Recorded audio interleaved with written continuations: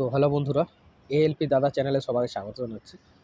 তো সিবিটি ওয়ানের কাট অফসে আমি ভিডিও অলরেডি বানিয়ে দিয়েছিলাম, তখন অ্যান্সার কি বেরোয়নি। তো সেটা যারা দেখেননি তারা গিয়ে দেখে নিন। আর অ্যান্সার কি বেরোনোর পরে সবাই যা যা মানে মার্কস পাবে বলেছিল তার অনেক কমই পাচ্ছে, ঠিক আছে। যারা 40 পাবে বলছে তারা 35-এ চলে এসছে, 50 পাবে বলছিল তারা 40-এ চলে এসছে। তো যারা ভাবছিল যে এতগুলো আমার ঠিক হবে, কিন্তু ততগুলো ঠিক হয়নি, অনেক ভুল হয়েছে। তো এটা আমি জানতাম, কেননা আমি নিজেও অনেকবার পরীক্ষা দিয়েছি। এটা হয়েছে যে আমি যা ক্যালকুলেশন করি তার থেকে 2-3 নাম্বার কম আসে, ঠিক আছে। আর রেলওয়ের থেকে যে কোশ্চেনগুলো ভুল আছে, মানে রেলের তরফ থেকে যে কোশ্চেনগুলো ভুল রয়েছে, ও কোশ্চেনগুলো কিন্তু আপনারা ভাবছেন যে ফুল মার্কস পেয়ে যাবেন, সেটা সেরকম হবে না। ওই কোশ্চেনগুলো ইগনোর করা হবে। ইগনোর করা হবে বলতে, আপনি ধরুন 75-এ পরীক্ষা দিয়েছেন, 3টে কোশ্চেন ধরুন রেলের তরফ থেকে ভুল বেরিয়েছে বা অ্যান্সার ভুল দিয়েছে, যাই হোক ভুল হয়েছে কোশ্চেনটা। তো ওই কোশ্চেনটাকে ইগনোর করা হবে, ঠিক আছে। আপনি ধরুন 75-এর পরীক্ষা দিয়েছেন, তো ধরুন আপনি 40 পেয়েছেন, তার মধ্যে 3টে কোশ্চেন ভুল আছে। তো আপনি হিসেব করলেন যে 40 পেয়েছিলাম, তাহলে আরও আমার 3 মার্কস অ্যাড হবে, মানে 43 হবে, ঠিক আছে। কিন্তু সেটা হবে না। ওই কোশ্চেনটাকে ইগনোর করা হবে। মানে 75-এর মধ্যে আপনি 40 পেয়েছিলেন, এবার আপনি হচ্ছে 72-এর মধ্যে 40 পাবেন। তো সেটা পার্সেন্টাইল হিসাবে যেরকম আসবে সেটা অবশ্যই সেটা পাবেন। তো এইরকমভাবে কিন্তু 2018-তে হয়েছিল। তো এবারেও কিন্তু আশা করা যায় যে ওভাবে হবে। তো এই জন্য মার্কসটা বেশি ক্যালকুলেশন করে লাভ নেই। যে আগে আমরা জানতাম যে ভুল হলে কোশ্চেন হয়তো ফুল মার্কস দিয়ে দেয়, তো সেরকম কিছু ব্যাপার না। আর হচ্ছে কমপ্লেন ব্যাপারটা যেটা বলছি, কমপ্লেন করার এগুলো 10 দিন টাইম আছে এখনও। তো আপনারা কমপ্লেন যারা করার, অবজেকশান করে দিন।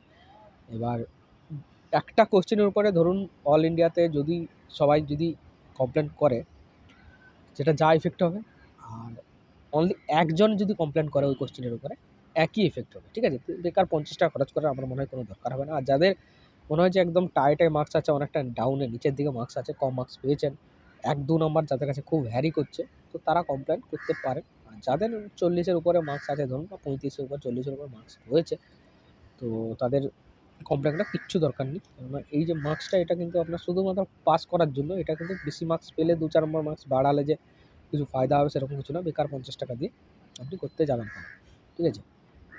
এবার আছে কাট অফ মার্কস। তো আমাকে সবাই জিজ্ঞেস করেছে যে অ্যান্সার কি বেরোনোর পরে আবার সবাই কাট অফ মার্কস বের করেছে, আপনি কাট অফ মার্কস কত হবে আপনার অনুযায়ী। আমি বলি দেখুন, কাট অফ মার্কস আমি একবারই বের করে দিয়েছি, ঠিক আছে।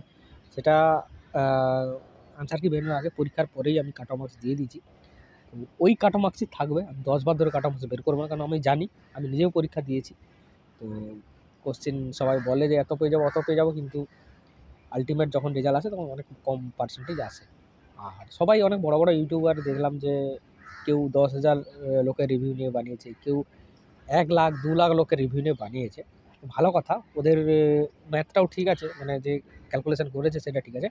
কিন্তু একটা জিনিস ভুলে গেলে চলবে না, যারা রিভিউ দেয় বা যে স্টুডেন্টরা বলে যে আমি এত পেয়ে যাবো, অত পেয়ে যাবো, বা এত পেয়ে গেছি, তারা কিন্তু যারা বেশি মার্কস পাবে তারাই কিন্তু রিভিউটা দেয়। যারা কম মার্কস পাবে বা ফেল করে যাচ্ছে, তারা ধরুন 15-20 মার্কস পাচ্ছে, তারা কিন্তু কখনো এসে পোস্ট করবে না বা কমেন্ট করবে না বা রিভিউ দেবে না কোনো ইউটিউবারকে যে আমি এত পাচ্ছি। বা দিলেও হয়তো 2-4 জন দিতে পারে, সবাই দেবে না।